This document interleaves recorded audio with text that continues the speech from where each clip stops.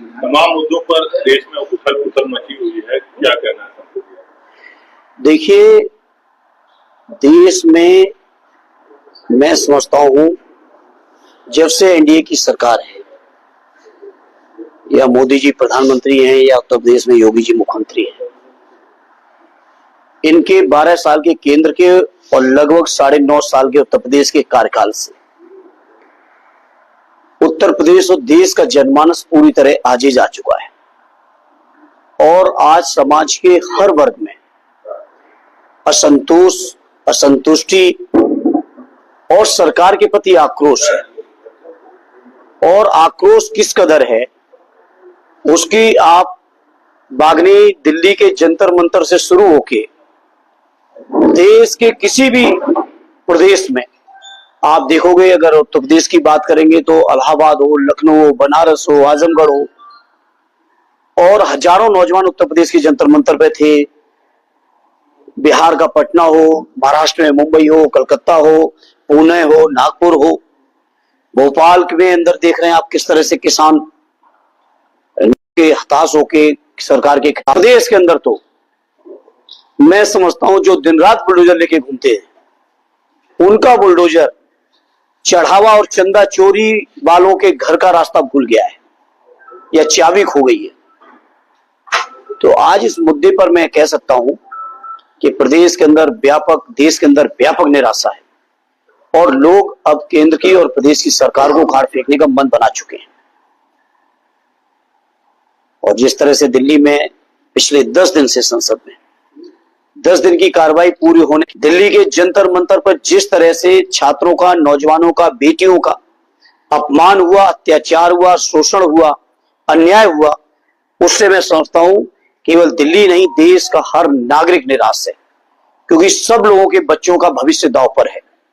और जो लोग बातें करते थे लंबी लंबी बुलडोजर वाली, आज ही अपने उत्तर प्रदेश के अंदर जो पेपर लीक के सबसे बड़े घोषित माफिया हैं वो मुख्यमंत्री के मंच पर मुख्यमंत्री के पीछे खड़े होते हैं, उन पर कोई कार्रवाई नहीं। और सरकार कहती है हमने बड़े कड़े कानून बना दिए हैं, इतने साल की सजा होगी, इतना जुर्माना होगा।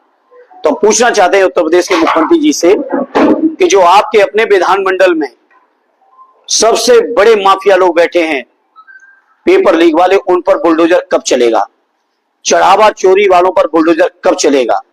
जिस तरह से लूट हुई है अयोध्या में भगवान प्रभु श्री राम के मंदिर के निर्माण से लेके अब तक, जिसको हम ही नहीं केवल समाजवादी पार्टी के ही लोग नहीं, ऑलरेडी हमारे राष्ट्रीय अध्यक्ष जी नहीं बल्कि मैं समझता हूं निर्माण समिति के अध्यक्ष भी कह रहे हैं कि ये चोरी नहीं, यहां डकैती हुई है।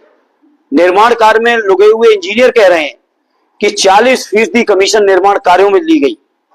तो आज ये पूरे देश के सामने संकट और परेशानियां और चुनौतियां हैं और मैं समझता हूं जनता इस सब मुद्दों पर एकजुट होकर, चाहे आने वाले 27 में उत्तर प्रदेश की विधानसभा का चुनाव हो और चाहे लोकसभा, तो मैं समझता हूं 27 के बाद कभी भी आप देखोगे कि दिल्ली की परिस्थितियां कैसे बदलेंगी। अच्छा, ये सांसदों पे एफआईआर दर्ज की गई है, आपके अवधेश प्रसाद जी और राहुल गांधी जी और यादव जी, क्या कहना है जिससे विरोध करने का? देखिए, बीजेपी के लोग सोचते ये हैं कि वे जो कह रहे हैं वही सच है। सच्चाई है पूरे देश का जनमानस देख रहा है। भारतीय जनता पार्टी के राष्ट्रीय अध्यक्ष जब लखनऊ में प्रथम यात्रा पे आए तो महाबली राम भक्त श्री हनुमान जी का पात्र बन के किस तरह से उनके स्वागत में भाजपा का झंडा पकड़ा के उन पर कार्रवाई या उन पर एफआईआर कब होगी? ये लोग, जो लोग चंदा चोरी में पूरी तरह घिरे हुए हैं, हम लोग पिछले 10 दिन से लगातार सदन में नोटिस दे रहे हैं इस बात की कि चंदा चोरी पर चर्चा होनी चाहिए।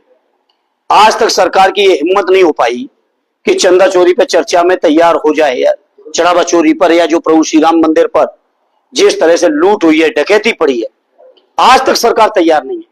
केवल ध्यान भटकाने की नीयत से इस तरह की एफआईआर और तमाम चीजें की जा रही है, इनका कोई मतलब नहीं है।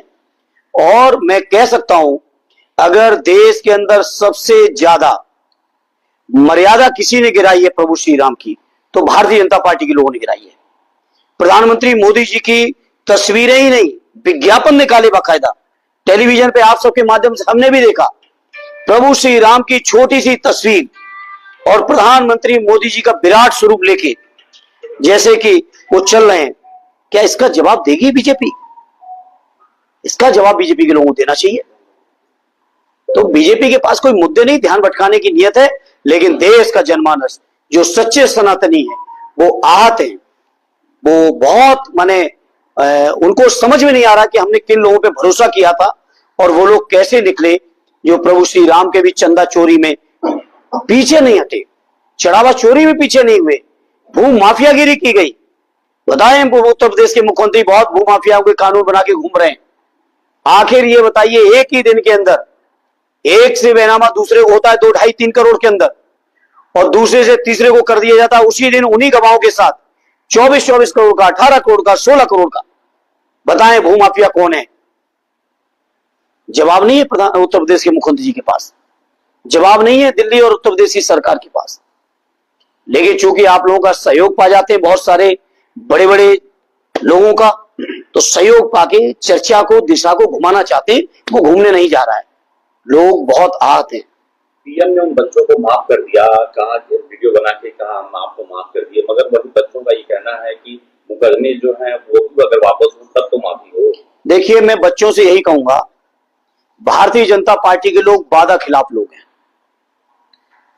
बच्चों से कहूंगा, याद करिए 14 का मोदी जी के भाषण, जब उन्होंने कहा था कि 2 करोड़ रोजगार हर साल देंगे। 12 साल हो गए, 24 करोड़ रोजगार जनरेट होते, और मैं समझता हूं 24 करोड़ रोजगार अगर सरकार ने दिए होता तो शायद हमारा देश में एक भी व्यक्ति बेरोजगार नहीं रह जाता। अगर परिवार के मुखिया को ही रोजगार मिल जाता तो आप कल्पना करिए कि 125 करोड़ लोगों के रोजगार या जीवन जीने का इंतजाम सरकार कर चुकी होती अगर अपने वादे पे रहती। यही लोगों ने कहा था महंगाई कम करने को, इन्हीं लोगों ने कहा था कि रुपए की साख को बढ़ाएंगे, इन्हीं ने कहा था, तमाम बातों को कहा था कि काला धन आएगा, सबके खातों में 15 लाख आएगा। मैं अपने नौजवानों से कहूंगा कि बीजेपी के लोगों के ऊपर विश्वास इसलिए नहीं करना चाहिए। आप सोचिए, इस आंदोलन के खत्म होते समय जो 3 प्रमुख शर्तें थी, 3 प्रमुख शर्तें थी, उनमें एक शर्त थी पूरी हुई, शिक्षा मंत्री का पूरा देश खड़ा हो गया तो मजबूरी में इस्तीफा कराना पड़ा। साथ ही साथ उन्होंने ये भी शर्त थी कि जो इस आंदोलन में नौजवान है देश के अलग अलग इलाकों में, आंदोलन के कारण किसी नौजवान पर मुकदमा नहीं चलेगा। क्या सरकार जवाब देगी? क्या वो मुकदमे वापस हुए हैं? क्या बिहार में गिरफ्तारियां नहीं हुई हैं? क्या उत्तर प्रदेश सहित दिल्ली से लेकर देश के अलग अलग इलाकों में उन आंदोलनकारी जो हमारे बच्चे हैं, नौजवान हैं, उनके आइडेंटिफिकेशन नहीं किया जा रहा? क्या तो ये सरकार के लिखित समझौते थे। मैंने तो नौजवान साथियों से कहा जिन्होंने प्रेस कॉन्फ्रेंस की थी दिल्ली के कॉन्स्टिट्यूशन क्लब में, तो उन्होंने कहा कि सरकार ने अभी तक लिखित जो एग्रीमेंट है वो नहीं दिया उनको, केवल प्रेस कॉन्फ्रेंस के माध्यम से बातें कही हैं। लेकिन हम कहेंगे बीजेपी की किसी भी बात पर, जुबानी बात पर भरोसा करने की जरूरत नहीं है मेरे नौजवानों। ये लोग वादा खिलाफ लोग हैं, हर मौके पे वादा खिलाफी की है। शाह ने जंतर मंतर पे बहस नहीं किया सदन में, और अब एफसीआरए कानून लाने वाले हैं, उस पर चर्चा करने के लिए तैयार है। अभी देखिए, आने दीजिए, अभी पता नहीं वो भी कहीं राज्य मंत्री के माध्यम से न करा दे। गृह मंत्री जी के ही विभाग के 2 कानून हंगामे के बीच पास हुए हैं, लेकिन दोनों उनके राज्य मंत्री ने पेश किए और पास कराए। अभी तो देखना है सदन में क्या होता है। ये ना आप जिम्मेदारी से कह सकते हो, ना मैं कह सकता हूं कि वो आएंगे कि नहीं आएंगे। सबसे जो बच्चे घायल हुए हैं वहाँ जंतर मंतर पर जिन हथियारों का इस्तेमाल किया गया, वगैरह, क्या इन हथियारों का इस्तेमाल करना चाहिए? जी, मैं समझा। जंतर मंतर पर जो बच्चे घायल हुए हैं, जिन हथियारों का इस्तेमाल किया गया है, जो चलाए गए हैं बच्चे गन है और AK-47 नहीं होना चाहिए था, किसी कीमत में नहीं होना चाहिए था। और मैं समझता हूं अगर सरकार समय से नौजवानों की मांग को मान जाती तो शायद ये 20 तारीख का आंदोलन ही ना होता। अगर उनके आमरण अनशन को, जो गांधीवादी रास्ते पर बच्चे थे, 18-18 दिन, 20-20 दिन, 22-22 दिन, 24-24 दिन आमरण अनशन पे रहे, अगर उस समय ही सरकार शिक्षा मंत्री का इस्तीफा करा देती तो शायद 20 के आंदोलन की कॉल ही ना होती, और कॉल हो भी गई होती तो ये स्थगित हो जाता। सर, जम्मू कश्मीर के कुलगाम में आतंकी हमला हुआ जिसमें 2 किसान मर गए हैं, 2 मजदूर मर गए हैं। देखिए, दुर्भाग्यपूर्ण है, हमले आतंकी नहीं होने चाहिए, लेकिन इसका जवाब उनसे पूछिए जो लोग नोटबंदी करते समय ये कह रहे थे कि नोटबंदी हम इसलिए कर रहे हैं कि देश के अंदर आतंकवाद खत्म हो जाएगा, उग्रवाद खत्म हो जाएगा। ये जवाब उनसे पूछना चाहिए मेरे पत्रकार साथियों। आगे नोटबंदी तो हुई थी 2016 में, आज हम 10 साल बाद भी उस समस्या को हम झेल रहे हैं। पुलवामा के बारे में हमारे राष्ट्रीय अध्यक्ष जी ने कहा कि किस तरह से अटैक हुआ, सैटेलाइट से पहले से पता कर लेना चाहिए था, नहीं किया। आज तक पुलवामा की जांच की क्या रिपोर्ट आई, क्या कारण बता दो देश के सामने आए। पहलगांव की कोई रिपोर्ट आई हो तो बता दो। और तो और देश के रक्षा मंत्री जी ने ऑपरेशन सिंदूर के मामले पर सदन को गुमराह किया और सदन में कहा कि कोई सैनिक शहीद नहीं हुआ, और बाद में सारी चीजें रिकॉर्ड में बाहर आई। समाजवादी पार्टी के राष्ट्रीय अध्यक्ष अखिलेश यादव जी का जो बयान आया है, उन्होंने जो खुलासा किया कि पूर्वांचल एक्सप्रेसवे की जो सड़कें बनी हुई है वो टूट रही है और जल जीवन मिशन में जो भ्रष्टाचार हुआ है पूर्वांचल एक्सप्रेस, क्या करेंगे? देखिए, बहुत गंभीर भ्रष्टाचार है उत्तर प्रदेश के अंदर। जिस तरह से हर योजना में करप्शन की पराकाष्ठा है, आप कहीं दूर न जाइए, किसी भी थाने में चले जाइए, तहसील में चले जाइए, किसी सरकारी दफ्तर में चले जाइए, आप भ्रष्टाचार का आलम देख रहे हैं। एक्सप्रेसवे का आलम यह है कि एक्सप्रेसवे बनता बाद में है, टूटता पहले। अभी कानपुर लखनऊ एक्सप्रेसवे की बड़ी चर्चा हुई, अभी मुझे लग रहा है 1 महीना भी नहीं हुआ है उद्घाटन हुए, और आप देखो क्या हालत है। बुंदेलखंड एक्सप्रेसवे का यही हाल हुआ, गंगा एक्सप्रेसवे का यही हाल हुआ। पूर्वांचल का आप सबने देखा कि परिवार के साथ आप गाजीपुर से लेकर लखनऊ तक जाएंगे, कहीं आप 10 मिनट परिवार को चाय भी पिलाना चाहेंगे तो भी वो कोई स्थान नहीं बना है। तो ये लूट का माध्यम बना रखा। और जल जीवन मिशन जिसकी आपने चर्चा कर दी, मैं समझता हूं ईमानदारी से जांच होगी तो जल जीवन मिशन देश का सबसे बड़ा घोटाला साबित होगा। हाई कोर्ट के जज ने भी भ्रष्टाचार के मामले पर कहा कि थाने जो है उसके अड्डे बन चुके हैं। समझो, मैं धन्यवाद देता हूं माने न्यायालय को। कम से कम जनता की जो बात, जो हम पॉलिटिकल लोग कहते थे, जब माननीय न्यायालय अच्छी रहेगी तो कभी भी कोई भ्रष्टाचार नहीं हो सकता। इस सरकार में बैठे हर व्यक्ति, चाहे वो मंत्री हो, अधिकारी हो या उनके प्रतिनिधिगण हो, इन सबकी नियत है केवल लूटने की, और इसीलिए भ्रष्टाचार सामने आ रहा है। सांसद जी, एक सवाल आपसे है, गोरखपुर में जो घटना घटी है उस घटना पर विपक्ष से लेकर सत्ता तक लोग चुप क्यों? किस वाली घटना का? जो पुलिसकर्मी के साथ जो उतनी न हो पाई हो, ये अलग बात है। हम लोग नहीं, हम लोग किसी के साथ भी अन्याय अत्याचार के विरोध में थे, विरोध में हैं और विरोध में रहेंगे। और समाजवादी पार्टी एक ऐसी पार्टी है जो मैं समझता हूँ उत्तर प्रदेश के किसी भी नागरिक कोई भी आंदोलन होता है तो आपको नहीं लगता है कि पुलिस को रिफॉर्म करने की जरूरत है? 1947 से लेकर अब तक की जो पुलिस के रूल जब चले आ रहे हैं, अब नहीं, सवाल केवल पुलिस का रिफॉर्म का नहीं है। आखिर ये किसके आदेश पर हो रहा है?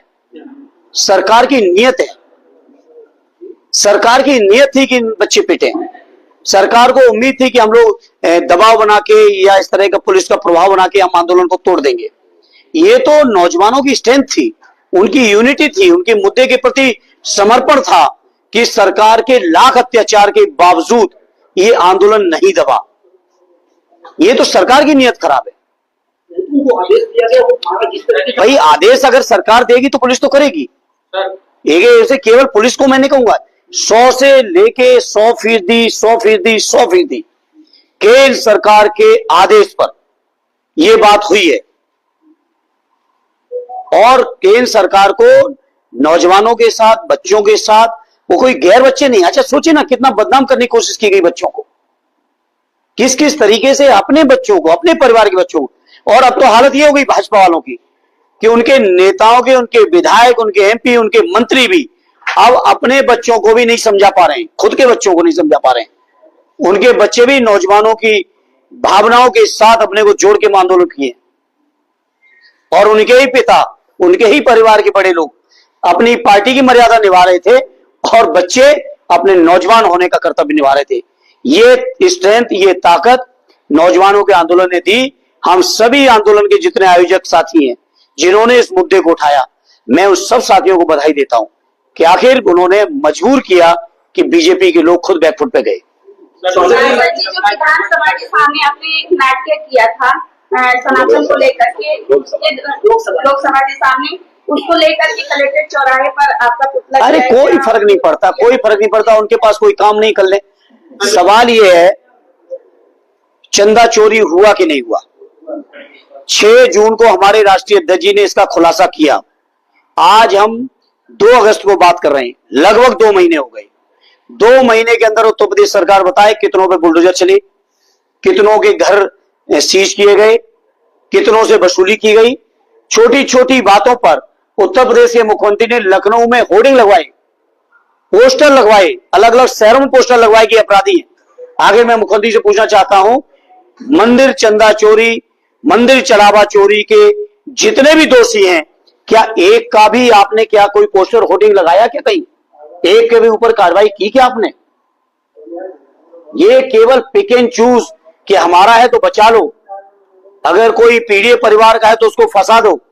ये जो नीति है, इस नीति से उत्तर प्रदेश का जनमानस आहत है और उत्तर प्रदेश का जनमानस समय आने पे वोट के रास्ते से जवाब देगा। चंदा इकट्ठा किया था, उसमें भी आपकी बढ़ चढ़कर बात जारी रही, उस चंदे का क्या होगा? उस चंदे के बारे में हम लोग मंदिर में भेजेंगे, लेकिन रसीद कटवाएंगे और रसीद भी चेक करेंगे, कोई फर्जी रसीद तो नहीं है, क्योंकि बहुत सारे दानदाताओं ने ये कहा है कि उनके मांगने पर भी उन्हें रसीद नहीं दी गई।